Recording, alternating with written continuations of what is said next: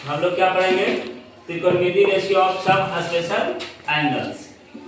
यानी कि हम लोग क्लास 10th में एंगल पढ़ना है, एंगल का मान पढ़ना है, जो स्पेशल पढ़ना है, सभी को नहीं पढ़ना है। देखिए इधर 0 डिग्री, 30 डिग्री, 45 डिग्री, 60 डिग्री और कितना 90 डिग्री। ये क्लास 10th में पढ़ना है। ये स्पेशल एंगल हो गया, स्पेशल एंगल।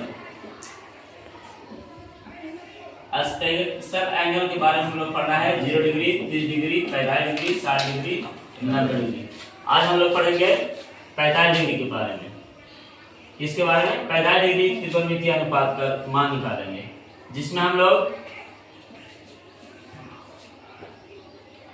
एक समद्विबाहु समकोण त्रिभुज लेंगे, एक समद्विबाहु समकोण त्रिभुज लेंगे, समकोण त्रिभुज, समद्विबाहु समकोण त्रिभुज। इसका हम नाम दे देंगे ABC। कितना डिग्री होगा ये? 90। कितना होगा? 90 डिग्री होगा। ये कितना होगा? 45। समद्विबाहु ये दोनों बराबर है तो जाहिर सी बात है उसके एंगल भी क्या हो जाएंगे? बराबर हो जाएगा। जब किसी त्रिभुज के दो भुजा आपस में बराबर हो तो उसका संगत भुजा भी आपस में क्या हो जाएंगे? बराबर हो जाएंगे। ये हो गया। यहाँ से देखिए हम लोग माना कि ABC एक समद्विबाहु समकोण त्रिभुज है, समद्विबाहु समकोण त्रिभुज है, जिसमें एंगल B बराबर 90 डिग्री तथा AB बराबर BC, AB बराबर BC बराबर हम लोग क्या मान लिए? X। यहाँ लिख देंगे X मान। हो गया? X मान देंगे। हो गया यहाँ तक। अब त्रिभुज ABC में एंगल B बराबर कितना डिग्री? 90 डिग्री। हम आपको बता रहे हैं कि अगर किसी त्रिभुज के दो भुजा आपस में बराबर हो तो उसकी संगत भुजा आपस में क्या हो जाएंगे? बराबर होगा। ये देखिए AB का भुजा AB का संगत ये और BC का संगत ये भी दोनों आपस में क्या हो जाएंगे? बराबर हो जाएगा। एक चीज और ध्यान रखना जो कि ऑब्जेक्टिव में आता है कि समकोण त्रिभुज में कितना न्यून कोण होता है? तो बोलना न्यून कोण कितना होता है? तो 2 होता है। न्यून कोण कितना होता है? तो 2 होता है। और बात किया जाए तो न्यून कोण होता है क्या? तो बोलेंगे 0 से बड़ा और 90 से छोटा अगर हो कोई एंगल तो वो कहलाएगा न्यून कोण कहलाएगा। आइए त्रिभुज ABC में B क्या है? समकोण है। यहाँ से हम लोग जानते हैं कौन त्रिभुज है? समकोण त्रिभुज है। इसमें होता है एक भुजा के बीच संबंध होता है।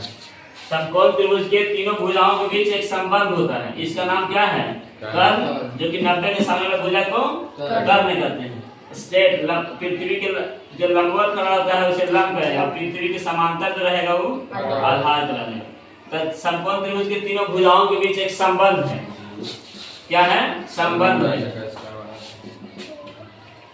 कर्ण का स्क्वायर बराबर लंब का स्क्वायर प्लस आधार का स्क्वायर। इसको बनाने वाला संबंध बताने वाला कौन थे? पाइथागोरस करके।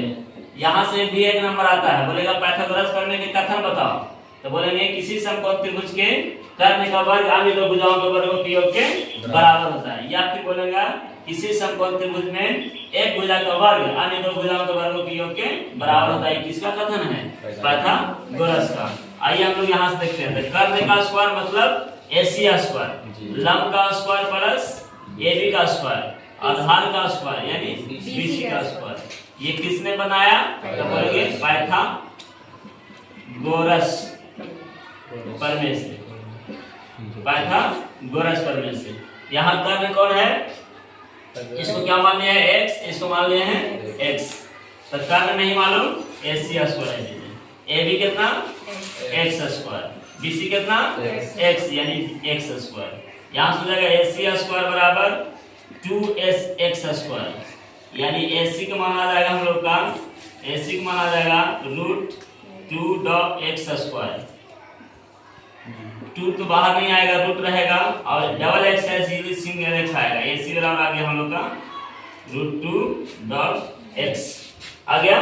अब हम लोग किसका मान निकालना है? एंगल का। किसका मान निकालना है? एंगल का। एंगल कितना निकालना है?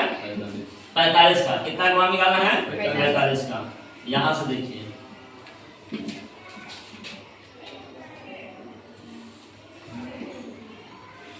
यहां देखिए एंगल का साइन A कितना? A। एंगल A बराबर क्या होता है? लंब बटे आधार। हम लोग ये भी जानते हैं कि जिस जगह पर थीटा है, बाबू देखो, जिस जगह पर थीटा उसके सामने वाला भुजा क्या बोलेंगे? लंब। जिस जगह पर जिस कोण पर थीटा हो, हम लोग किसकी बात कर रहे हैं? ए की बात कर रहे हैं। किसकी बात कर रहे हैं? ए के। तो ए के सामने वाला भुजा क्या है? BC। BC क्या कहलाएगा? लंब कहलाएगा। BC क्या कहलाएगा? लंब कहलाएगा। अब अगर यहाँ थीटा मान रहा है इसको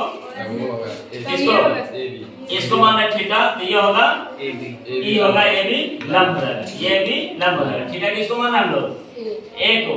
अगर थीटा A को मानेंगे तो कितना होगा? x होगा लंब ABC लंब हो जाएगा। और थीटा अगर मान रहा है किसको? C को, तो लंब कौन हो जाएगा? AB। और 90 के सामने करना होता है। आ जाओ देखिएगा ध्यान से। लंब। और एक बात और सुनो, एंगल A बराबर एंगल क्या है? C। एंगल A बराबर एंगल C। क्योंकि दोनों बराबर है, तो ये लंब इसको मानो या लंब इसको मानो, फर्क नहीं पड़ रहा है। आ जाओ, यहाँ पर हम लोग लंब किसको माना? थीटा के अनुसार चल रहे हैं 45 डिग्री के, A के अनुसार चल रहे हैं। तो ये लंब होगा मेरा BC। लंब कौन होगा? BC। और कर्ण कौन होगा? AC। कर्ण कौन होगा? AC। लंब बटे कर्ण होता है, लंब बटे कर्ण। तो लंब का मान कितना दिया होगा? x। और कर्ण का मान कितना दिया होगा? √2 है ना? x कर गया। अब यहाँ से देखो बाबू, बात मत करो, लड़का, साइन A का मान कितना है? 45।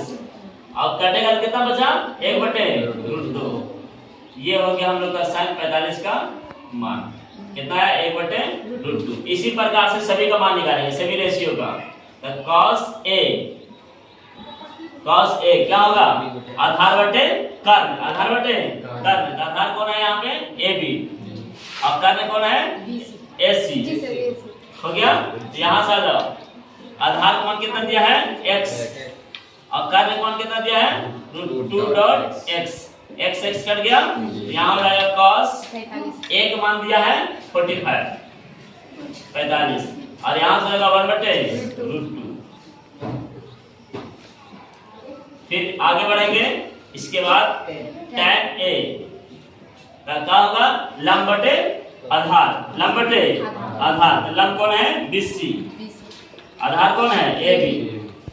यहाँ से x, यहाँ से x, दोनों कट जाएगा, यानी कि tan 45 = हो जाएगा 1।